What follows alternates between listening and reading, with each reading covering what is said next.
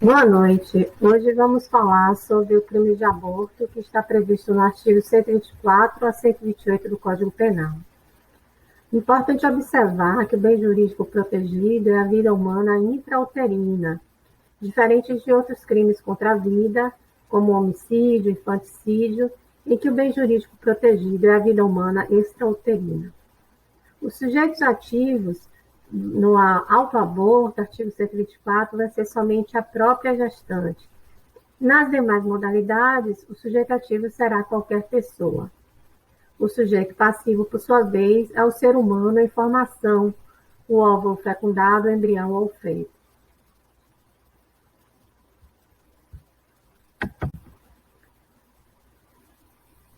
O tipo objetivo é provocar aborto, que é a morte do nascituro no útero materno ou fora deste, pelas manobras abortivas ou pelo estágio de sua evolução. Importante observar que o início da vida humana vai começar com a anidação. Então, o crime somente se configura com o início da vida humana, que é a anidação, que consiste na implantação do embrião na parede do útero, 14 dias após a fecundação. Dessa forma, podemos entender que a pílula do dia seguinte não vai configurar a hipótese de aborto, porque ainda não ocorreu a anidação. Ocorreu a fecundação com o ato sexual, mas a anidação efetiva só vai acontecer 14 dias após, com a implantação do embrião na parede do útero.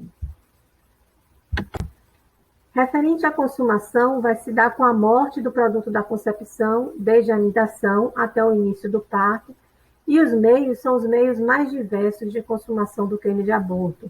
Existem meios químicos ou bioquímicos, como venenos, purgativos, meios físicos, como curetagem, que são meios mecânicos, térmicos, como aplicação de gelo ou compressas quentes, meios elétricos, como choque elétrico. Também existem meios psíquicos, como sussos, então são diversas formas de consumação do crime de aborto. A tentativa ela é admissível quando, por circunstâncias alheias à vontade do agente, o crime não se consuma, e também a gente pode observar o crime possível, que é quando existe a ineficácia do meio absoluta em propriedade do objeto, aí não vai existir o crime de aborto. O que é a ineficácia do meio? É o meio de abortar. Então, por exemplo, o meio químico ou bioquímico, uso, por exemplo, de veneno ou de chás, né?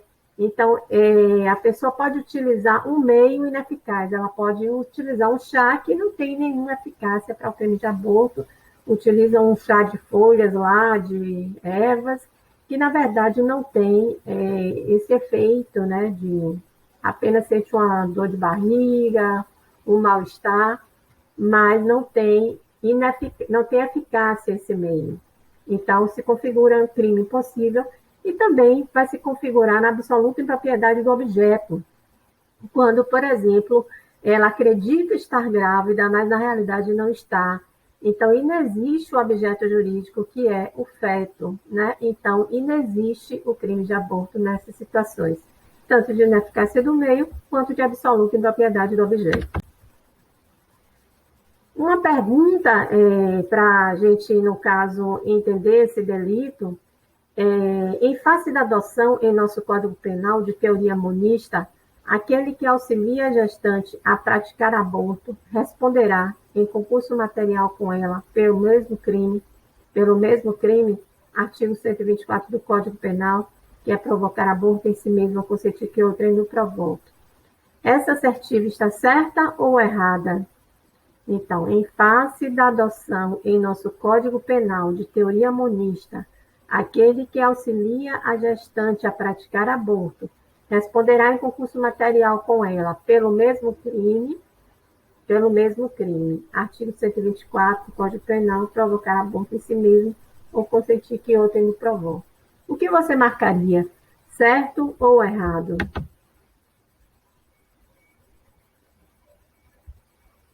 Nesse contexto, importante a gente observar que o aborto é um exemplo de exceção à teoria monista do artigo 29 do Código Penal, O artigo 29 do Código Penal, que trata do concurso de pessoas, ele fala, artigo 29 do Código Penal, quem, de qualquer modo, concorre para o crime, incide nas penas a este cominada na medida de sua culpabilidade.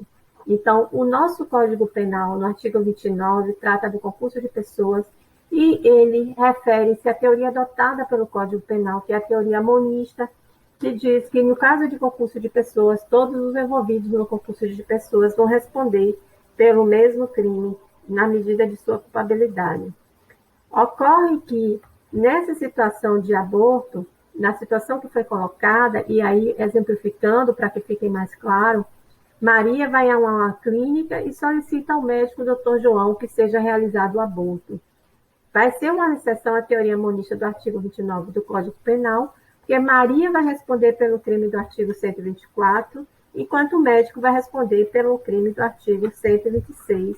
Então, Maria responde pelo crime provocar aborto em si mesmo, ou consentir que outrem o provoque, então consentiu que outrem o provoque, e o médico pelo artigo 126, que é provocar aborto com o consentimento da gestante.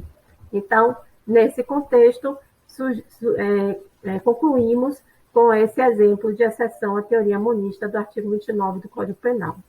Tá bom? Beijos, muito obrigada, viu? Espero que vocês tenham gostado desse vídeo. Até mais, beijos. Tchau.